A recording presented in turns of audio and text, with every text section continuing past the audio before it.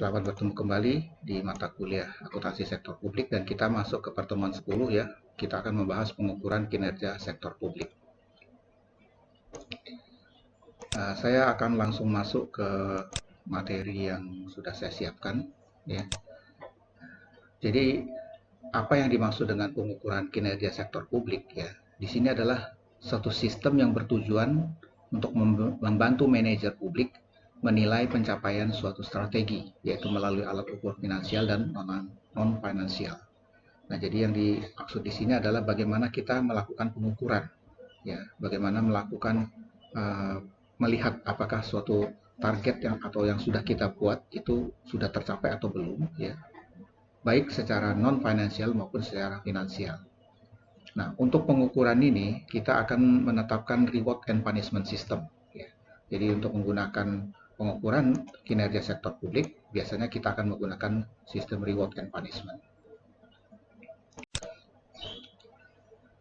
Nah, apa tujuannya pengukuran ini? Ya, adalah untuk membantu memperbaiki kinerja pemerintah.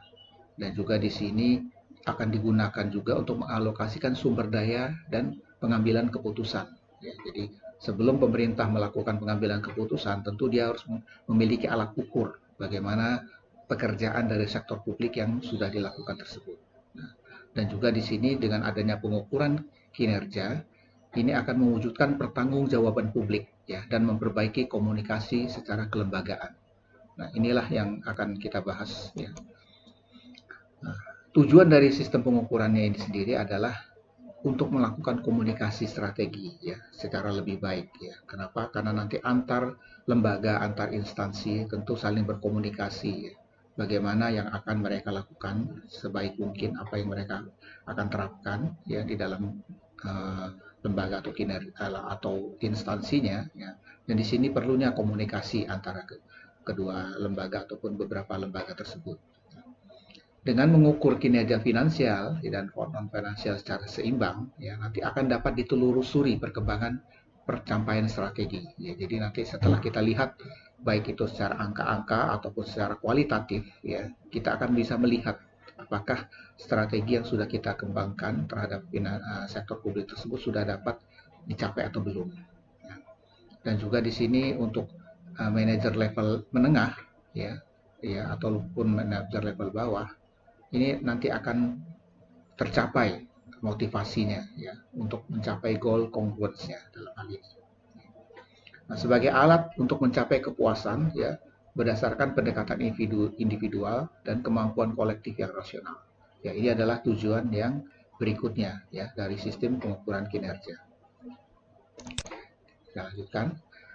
Nah, manfaat yang lain untuk pengukuran kinerja ini adalah memberikan pemahaman ya mengenai ukuran yang digunakan untuk menilai kinerja manajemen. Ya, dengan kita melakukan pengukuran kinerja sektor publik, ya nanti kita akan memberikan pemahaman ya bagaimana cara manajemen bekerja, bagaimana manajemen menilai apa yang sudah mereka lakukan. Ini salah satunya manfaatnya. Dan juga yang berikutnya adalah memberikan arah untuk mencapai target kinerja yang telah ditetapkan.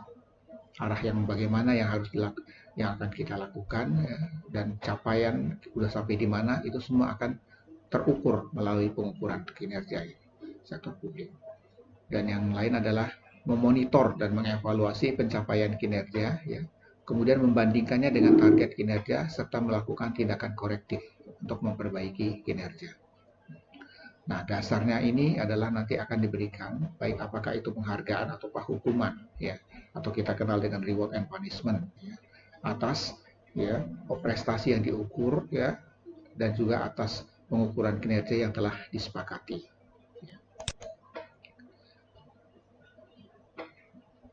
Nah, ini sudah kita bahas tadi ya bahwa manfaat pengukuran kinerja adalah komunikasi antara bawahan dan pimpinan ya dalam memperbaiki kinerja organisasi.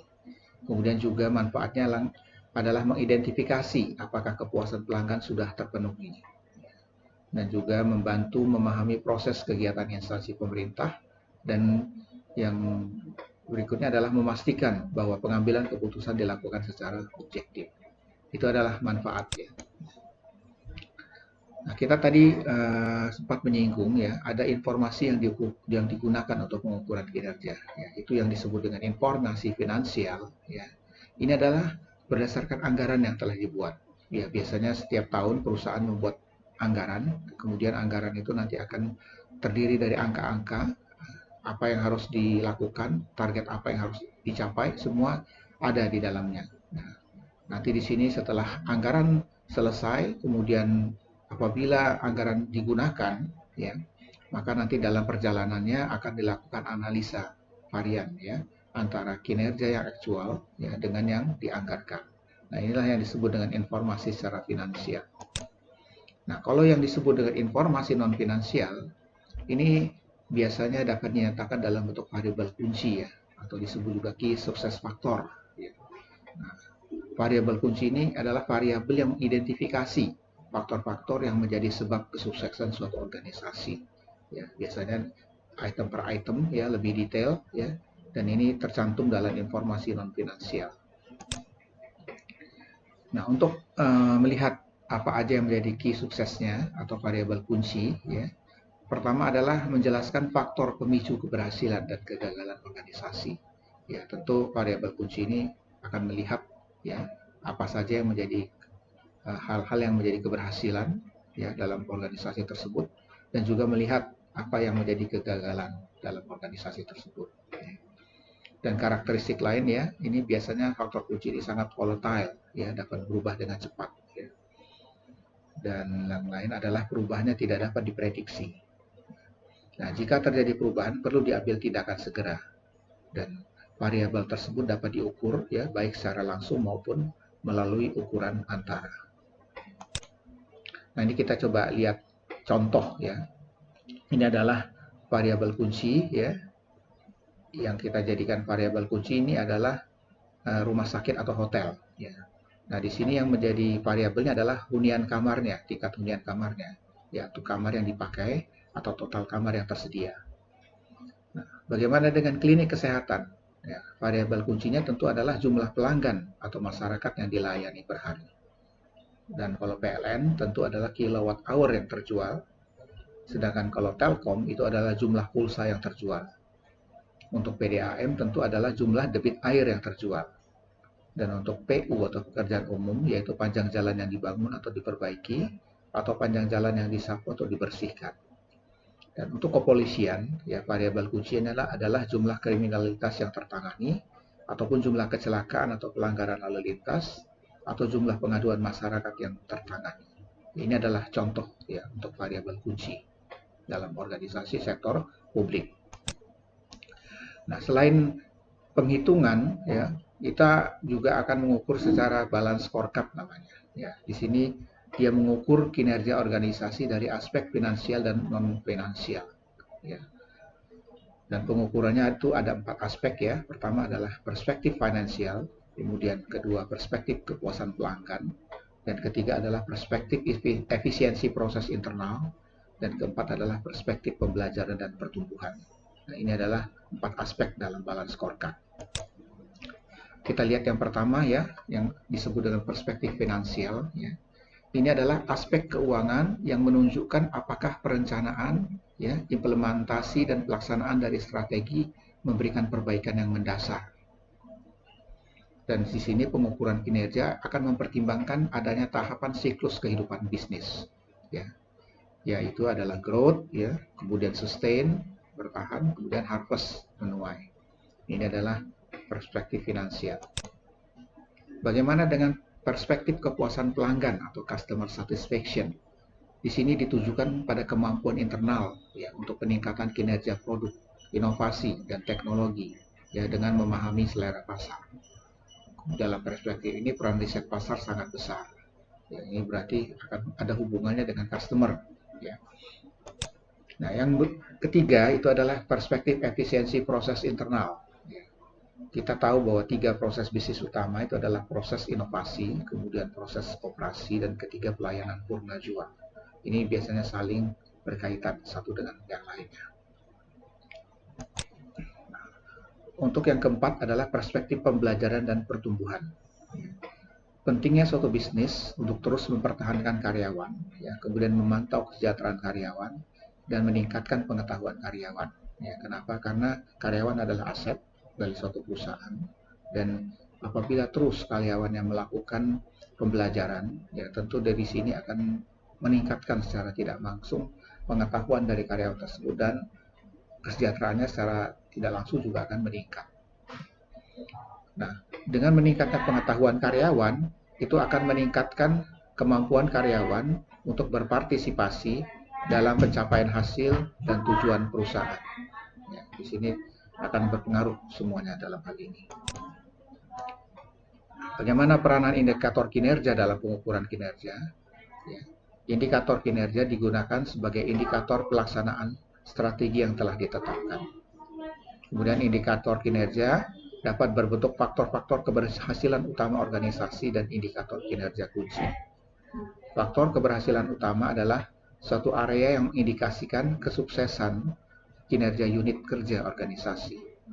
Kemudian indikator kinerja kunci merupakan sekumpulan indikator yang dapat dianggap sebagai ukuran kinerja kunci, baik yang bersifat finansial maupun non-finansial pada kondisi waktu tertentu. Ini adalah peranan indikator kinerja ya dalam pengukuran. Nah, pengembangan indikator kinerja itu perlu mempertimbangkan beberapa komponen. Ya. Yang pertama adalah biaya pelayanan, kedua penggunaan, ketiga kualitas dan standar pelayanan, keempat cakupan pelayanan, dan kelima kepuasan. Kita lihat pertama ya biaya pelayanan. Indikator biaya diukur dalam biaya unit. Misalnya biaya unit pelanggan.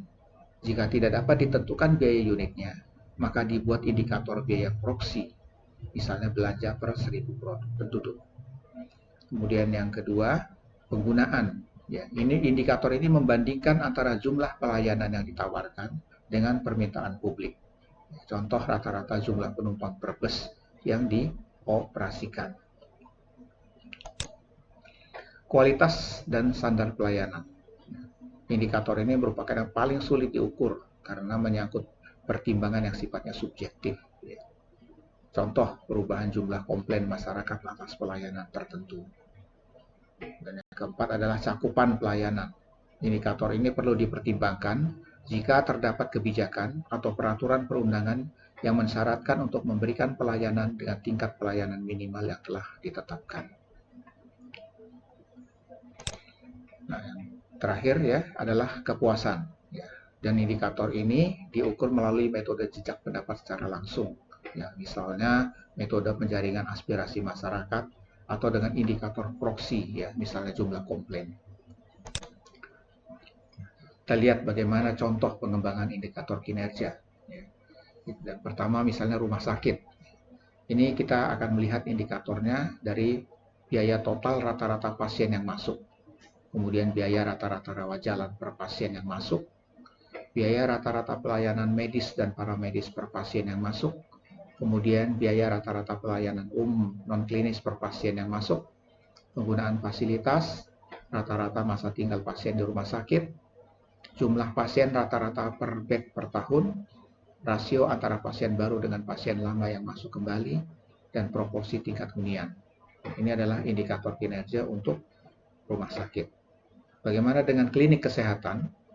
Ya, tentunya adalah indikatornya yaitu jumlah pelanggan yang dilayani per hari per jumlah total penduduk untuk wilayah tertentu.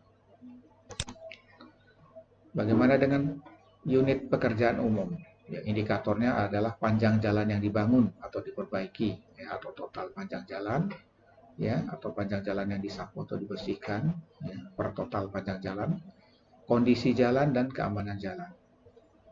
Untuk kepolisian ya berarti persentase jumlah kriminalitas yang tertangani per jumlah kriminalitas yang terdeteksi, ataupun per penurunan jumlah kecelakaan atau pelanggaran lalu lintas, atau per persentase jumlah pengaduan masyarakat yang tertangani dibanding jumlah total pengaduan masyarakat yang masuk. Inilah contoh indikator kinerja kepolisian. Apa peran indikator ini bagi pemerintah ya? Yang pertama untuk membantu memperjelas tujuan organisasi, kemudian mengevaluasi target akhir yang dihasilkan, kemudian masukan untuk menentukan skema insentif manajerial, dan yang keempat adalah memungkinkan bagi pemakai jasa layanan pemerintah untuk melakukan pilihan. Dan yang berikutnya adalah untuk menunjukkan standar kinerja, kemudian untuk menunjukkan efektivitas, untuk membantu menentukan aktivitas yang memiliki efektivitas biaya paling baik untuk mencapai target sasaran. Dan yang terakhir adalah untuk menunjukkan wilayah, bagian, atau proses yang masih potensial untuk dilakukan penghematan biaya. Ini adalah peran indikator kinerja bagi pemerintah. Oke, saya lanjutkan ke slide yang lain ya. Nah, kalau kita lihat tadi ya, berarti di sini pengukuran kinerja ya, itu adalah salah satu faktor kunci suksesnya organisasi. Nah, kemudian bagaimana sistem pengukuran kinerja ya, itu bisa mengkomunikasikan ya antara top down dan bottom up ya, atau mengukur kinerja finansial dan finansial secara berimbang ya, atau mengakomodasi pemahaman kepentingan manajer level menengah dan di bawah ya. Kemudian alat untuk mencapai kepuasan berdasarkan pendekatan individual atau kemampuan kolektif yang rasional. Nah, ini tadi sudah kita bahas manfaat ya, kemudian ini informasi finansial dan non finansial sudah kita bahas ya, peranan indikator kinerja sudah ya.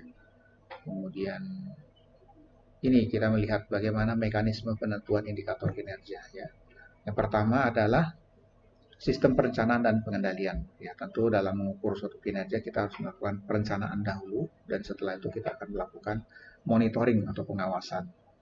Dan yang kedua adalah bagaimana secara teknis spesifikasinya dan standarnya. Dan kemudian kompetensi tekniknya dan profesionalisme seperti apa. Yang keempat, mekanisme ekonomi dan mekanisme pasarnya seperti apa. Dan yang kelima, mekanisme sumber daya manusianya. Kalau kita lihat sebenarnya apa yang menjadi pengukuran value for money ya, yang dimaksud di sini ya, kriterianya adalah dari sisi ekonomi ya, efisiensi, efektivitas ya, transparansi dan akuntabilitas publik. Ini adalah pengukurannya. Nah, pengembangan indikator value for money ya, itu indikatornya adalah alokasi biaya dan indikator kualitas pelayanan. Nah, ini indikator kinerja harus dapat dimanfaatkan oleh baik internal maupun eksternal. 3 pokok bahasan ya dalam indikator value for money ya. Pertama adalah ekonomi ya, yang dimaksud di sini adalah pembelian barang dan jasa dengan tingkat kualitas pada harga terbaik ya, atau kita sebut dengan spending less. Dan secara efisiensi ya, output tertentu dapat dicapai dengan sumber daya yang serendah-rendahnya atau kita kenal dengan spending well. Dan efektivitas, kontribusi output terhadap pencapaian tujuan dan sasaran yang telah ditetapkan ya, atau spending wisely. Nah, ini nanti efisiensi dan efektivitas akan digunakan secara bersama-sama. Nah, langkah pengukuran value for money ya, pengukuran ekonomi ya, ini merupakan ukuran relatif ya. Kemudian efisiensi ya, diukur dengan rasio antara output dan input, dan efektivitas ini ukuran berhasil tidaknya suatu organisasi mencapai tujuannya. Dan yang berikutnya adalah outcome. Ini adalah dampak suatu program atau kegiatan terhadap masyarakat. Oke, itu adalah materi untuk pengukuran kinerja sektor publik ya. Apabila ada yang ingin kalian tanyakan, silakan di WA saya dan silakan juga menjawab ya, pertanyaan saya yang ada di kolom diskusi. Nah, itu saja. Terima kasih atas perhatiannya. Assalamualaikum.